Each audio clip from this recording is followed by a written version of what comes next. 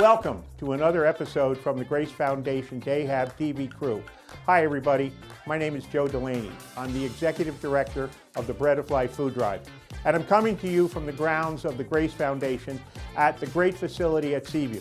I will be your guest for today's program that features plenty of Dayhab fun and also glimpses into what we are doing and what's coming up at Grace. A little about myself.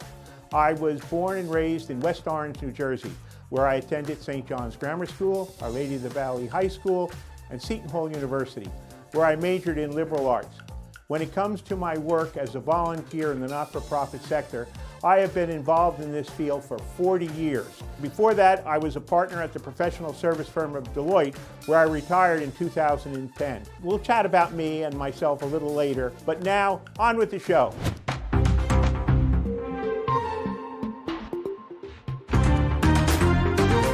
Hi, I'm Nicholas James Manfredonia, coming live from Grace 10314 program.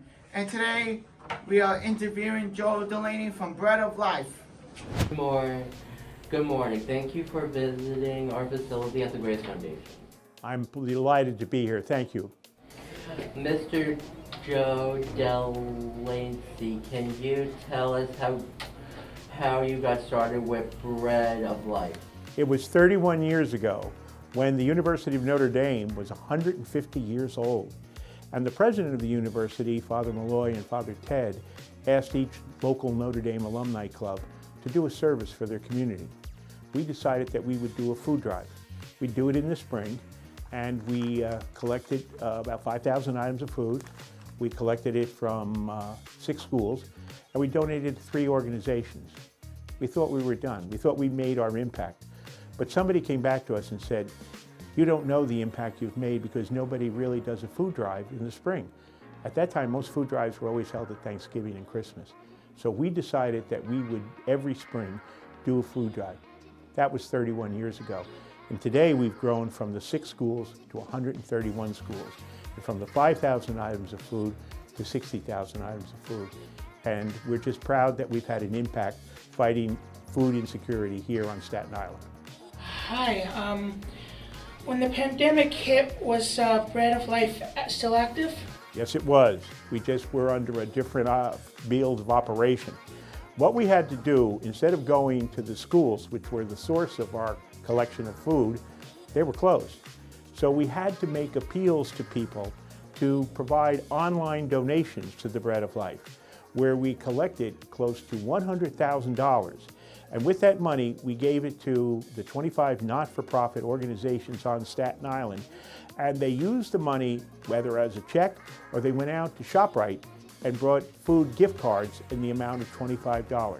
So what we were determined that even though the pandemic had closed down our traditional sources of operation in collecting food, we could not turn down, we could not shut off the food drive, because the need for food was even greater during the pandemic. So that's how we worked ourselves around collecting food for the pandemic. And now this year we're back in live mode. The schools are open, and we will be doing the Bread of Life food drive April 8th and April 9th. How can a person donate? People can donate if they have a child in one of our Staten Island schools and give it to them. Or if they see this video and they want to come to Monsignor Farrell High School, 2900 Amboy Road, Staten Island and Oakwood, they can bring food Saturday morning anytime between 7 a.m. and 10 a.m. We prefer that they bring non-perishable items of food, soup, tuna fish, canned pasta. But anyone interested in making a donation of live food, they can reach out to Joe Delaney, Bread of Life, Notre Dame Club, and I can direct them to make that donation of food directly to our recipient organizations. But we would welcome anyone coming down to Farrell on April the 9th to drop off food anytime between 7 a.m. and 10 a.m. What type of foods good do you expect? We accept at the Bread of Life food drive in our schools and in our collection at Monsignor Farrell primarily non-perishable items of food. That would be cans of soup, tuna fish, peanut butter, fruits, vegetables, pasta. We have problems if you bring live food, milk, ice cream, meat. If you want to make that type of a donation, we can direct you to a recipient organization. But if your child is in the schools, or you go to a school and make a donation, or you come to Monsignor Farrell on Saturday, April the 9th, between 7 a.m. and 10 a.m., and you want to bring food, bring non-perishable items of food. They will be greatly accepted, and we appreciate so much what people can do to help us fight food insecurity. Thank you. Where does Bread of Life go out to give out the donations? Where does Bread of Life go to give out the donations? We give them to 25 not-for-profit organizations here on Staten Island. But all of that starts with collecting them at over 100 schools on Staten Island and after-school programs. Then we take those foods, we pick them up on Friday, April 8th, we bring them to Monsignor Farrell High School, and on Saturday morning, April the 9th, between 7 a.m. in the morning, 10 o'clock, what we do is we sort the food, and we sort it in boxes that are then delivered to 25 not-for-profit organizations right here on Staten Island that serve people in need. So everything you donate to the Bread of Life food drive here on Staten Island stays on Staten Island to fight food insecurity. Okay. How many volunteers does Bread of Life have? That is a great question. We have members of the University of Notre Dame Alumni Club, and there's about 90 of us that are engaged fully in the Bread of Life, planning, picking up the food.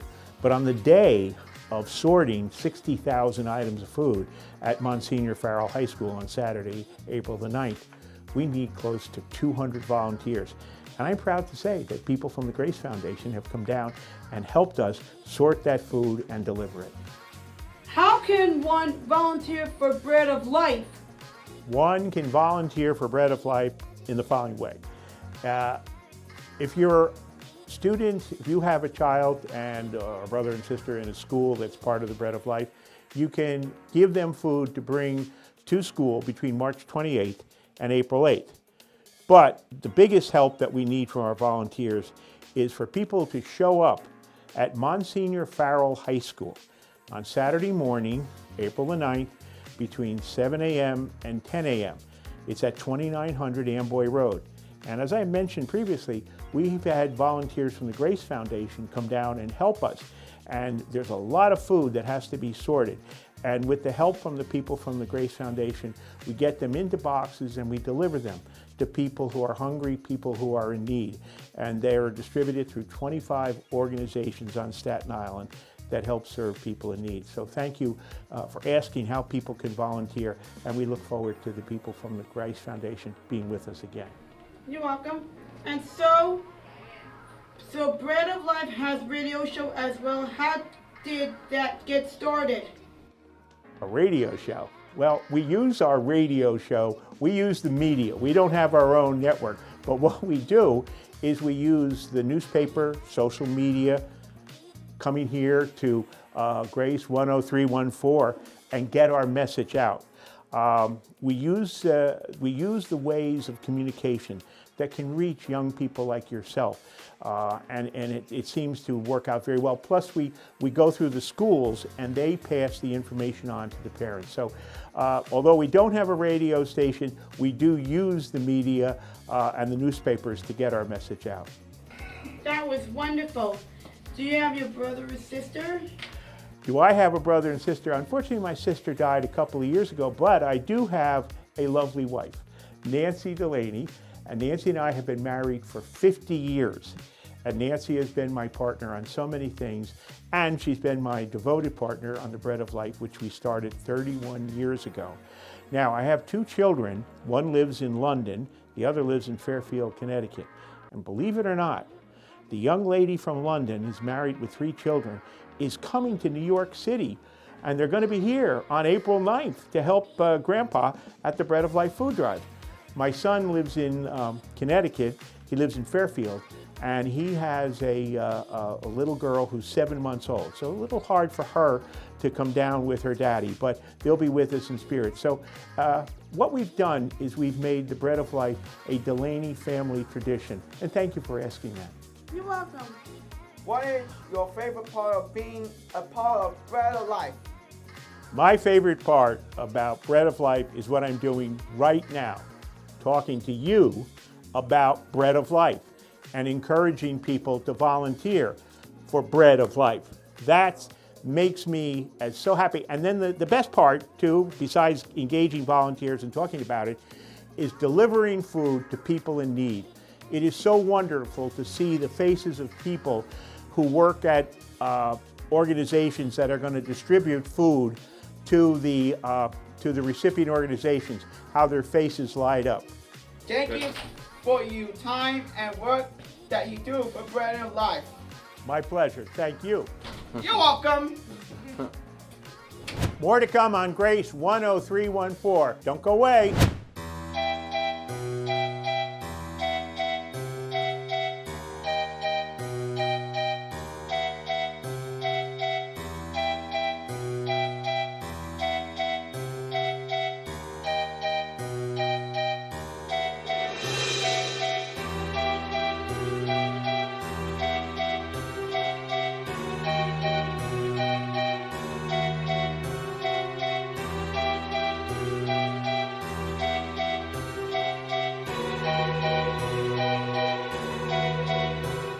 And we're back.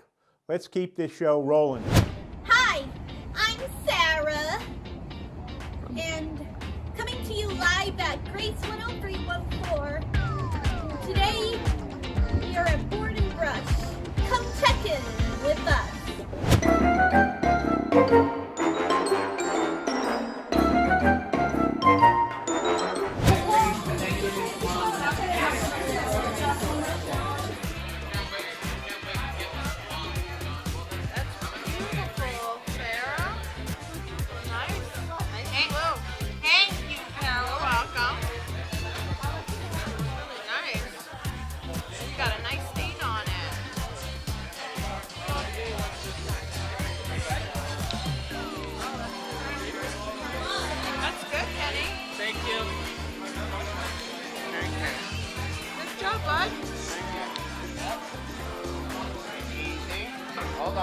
Hold on. Ready? I'm gonna switch sides. There you go. Yeah, I love it. You paint is good. Yeah. Ooh, Sarah. Very nice. I'll take care of the part. I want to leave the bottom blank like that. It's beautiful. I just want to leave this. I just want to leave this other side blank. I love it. That's okay. What's on the t-shirt?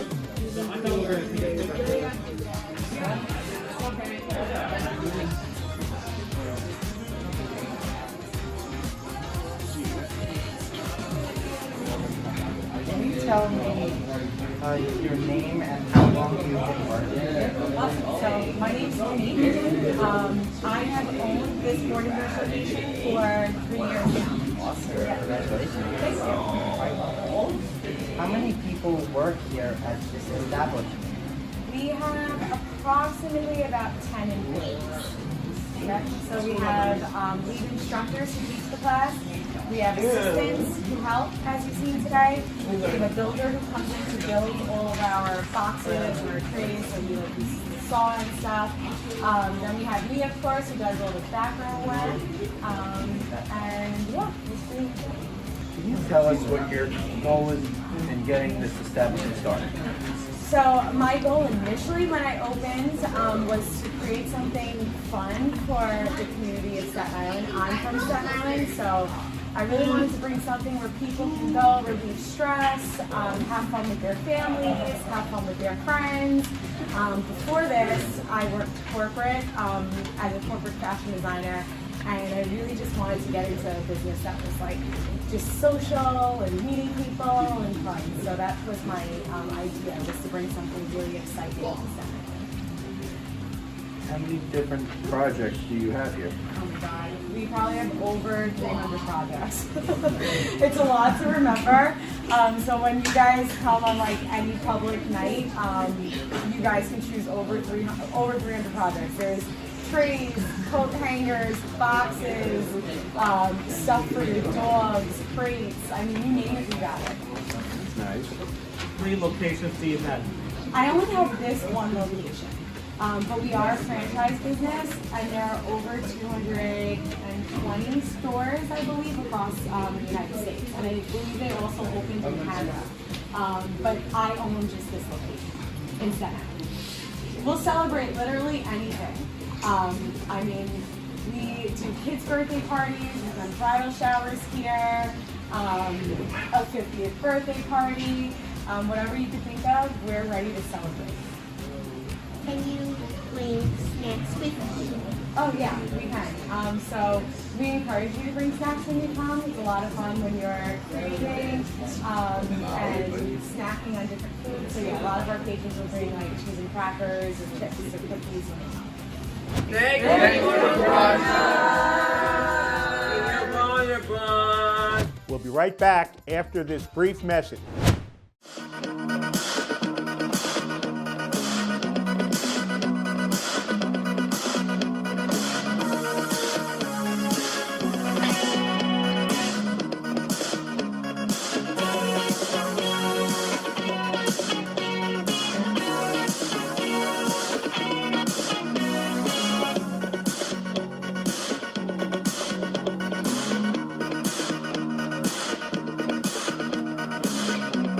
That's enough commercials for now. Back to our program, Grace 10314. What I love to do with my family is to volunteer and engage them in projects like the Bread of Life.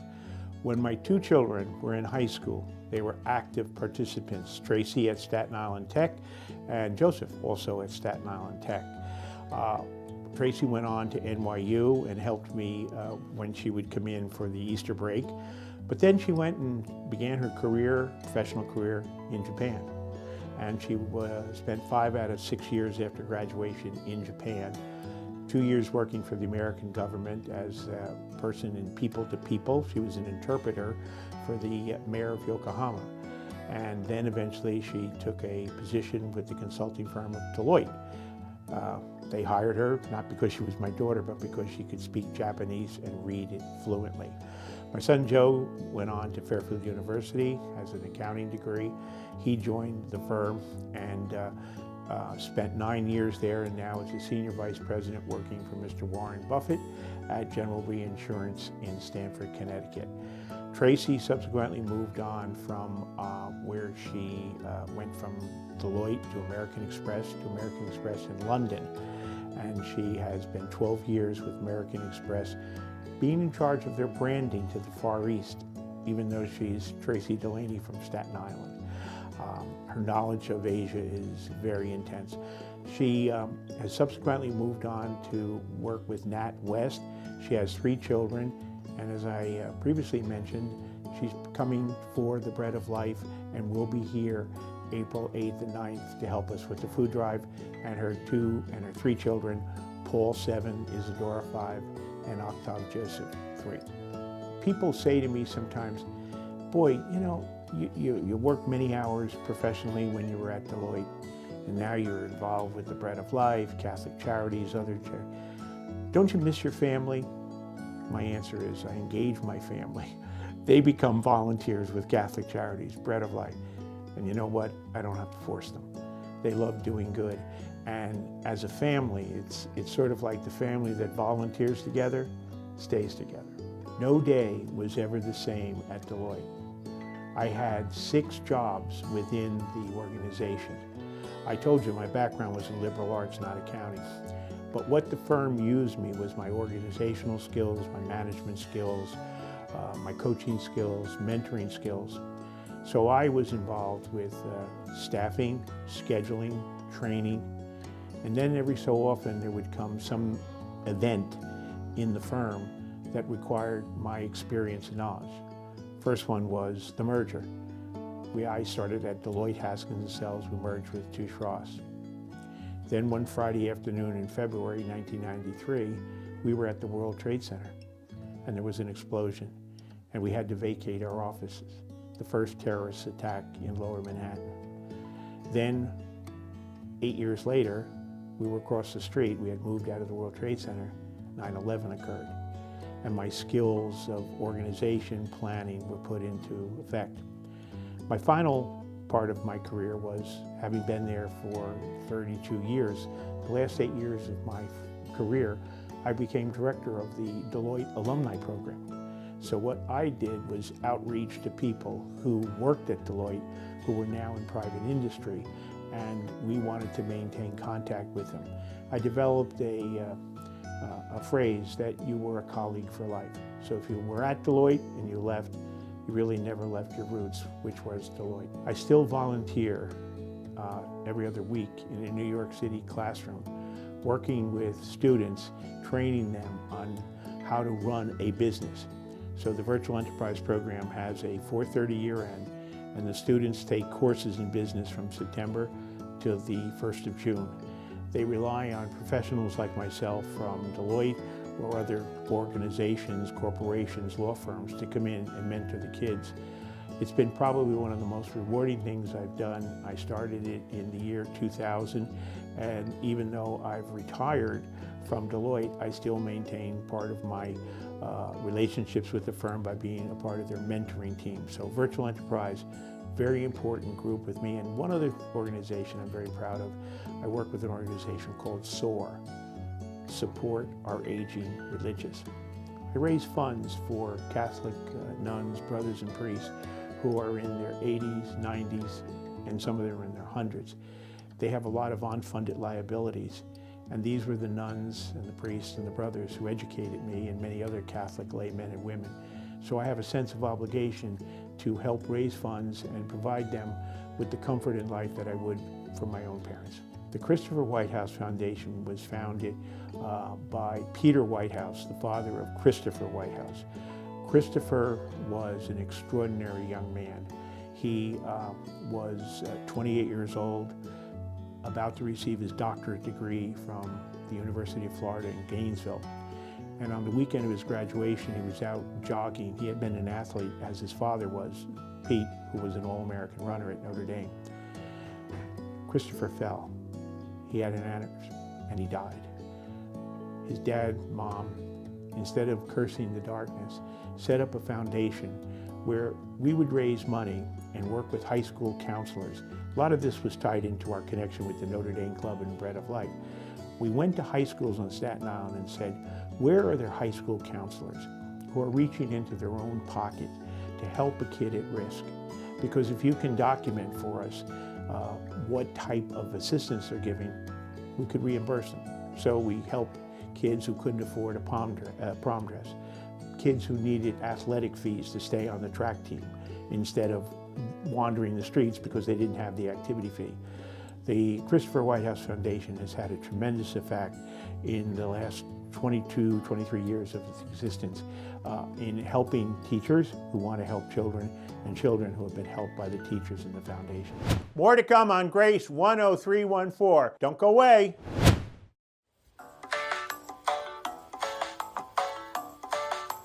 Look what I found on the very top stair. Look what I found up there. It looks like a box and it's filled with socks. So look what I found up there.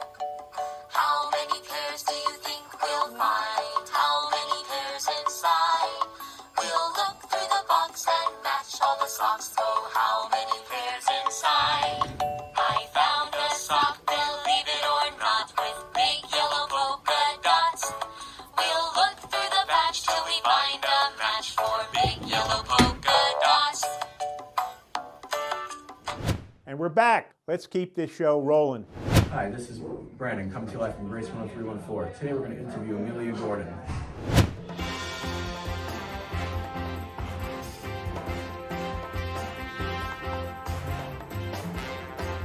My name is Amelia Gordon, and I was born in Brooklyn on June 16th, 2004. And I lived in Brooklyn up until I was 9, so at about 2013 we actually moved to Staten Island. And growing up, I had a pretty good childhood, you know, I had fun.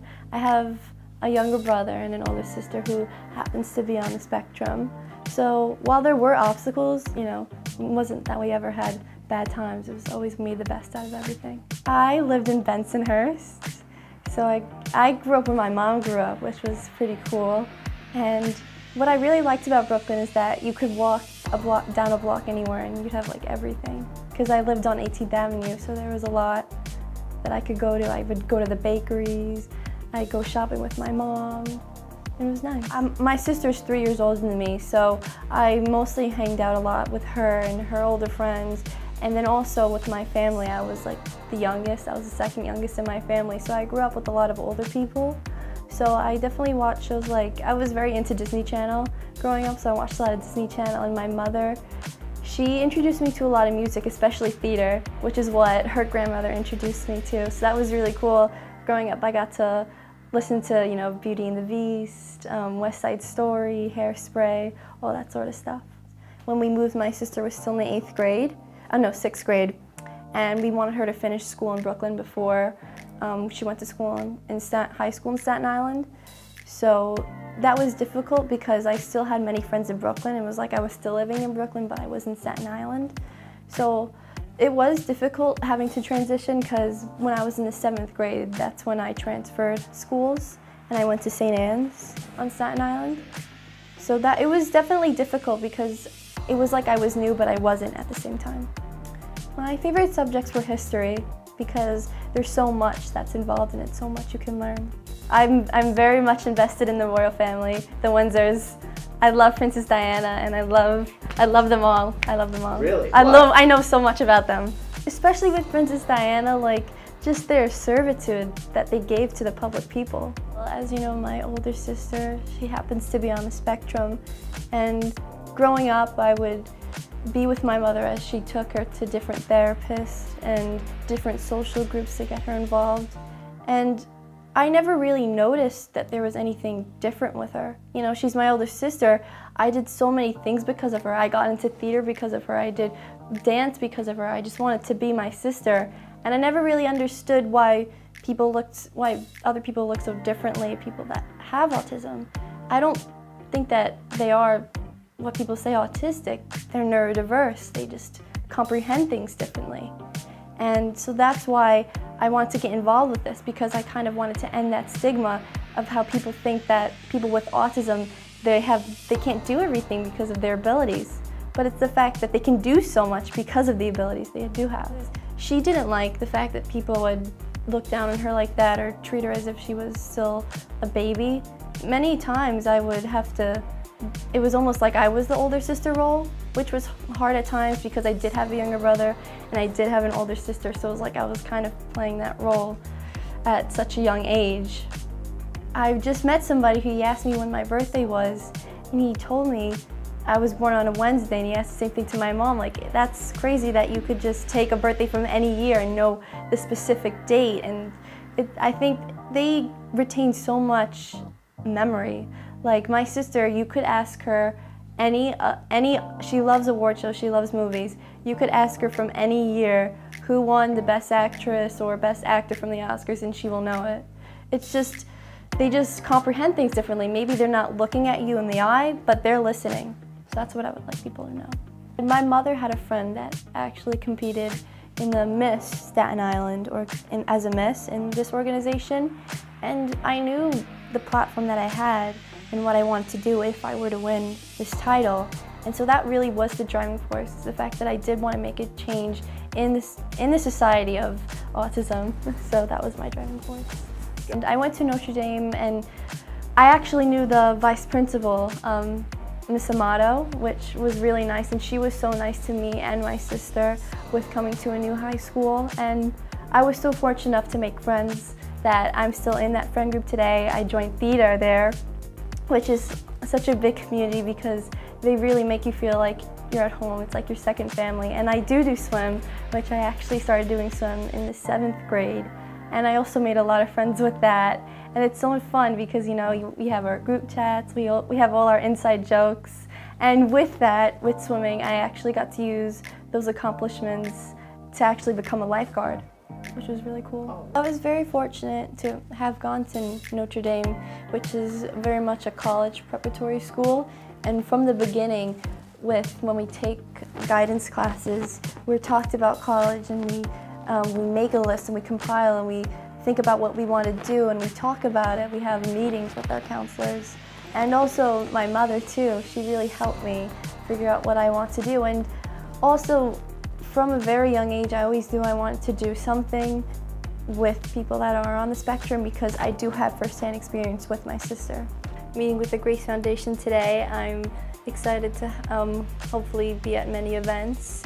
I also work with them, have been working with the Minty organization, and in April I'm hoping to team up with the Minties to put on a cabaret that would benefit the Grace Foundation and On Your Mark. And I'm also hoping to go to Notre Dame Elementary School and read to them, read a book about autism to them. It's now time for Grace 10314. Did you know? Greetings to all the Grace 10314 viewers out there. My name is Massimo Dodana, Chairman and President of the Carl Vincent Beatty Memorial Fund. On Friday, March 25th at the Coach's Ballroom at the Hilton Garden Inn, Staten Island, we are throwing the annual Beanie Bash for the Carl V. Beatty Memorial Fund, a non-for-profit 501c3 organization that was founded in memory of my father-in-law, firefighter Carl Vincent Beatty, an 18-year veteran of the New York City firefighter assigned to Rescue 5 in Staten Island, who lost his life on September 11th. The Beanie Fund supports community through scholarship, emergency grants, and special needs assistance. The fund is uniquely positioned to adapt to the challenging needs of the community, especially in the time of crisis. Our cocktail hour begins at 7, followed by an 8 p.m. dinner reception that includes a gourmet sit-down dinner, top-shelf open bar, entertainment provided by Partners in Sound Productions. Tickets are $250 per person, and you can purchase them and get more information by visiting our website at www.binifund.org or call 718-412-1851. Once again, Friday, March 25th, the annual Beanie Bash, 7 p.m. in the Coach's Ballroom for the Beanie Fund. We hope to see you all there. All right, 10314 fans, that'll do it. The Day Hab TV crew was at it again the past couple of weeks and provided you with a glimpse into their day-to-day life here at the Grace Foundation. It was a pleasure to be here on campus and to navigate us through today's show. Once again, my name is Joe Delaney. And remember, the giving never ends. I hope to see you in the community at our upcoming Bread of Life food drive on Saturday morning, April 9th at Monsignor Farrell High School in Oakwood. Join us and help us make it a great day.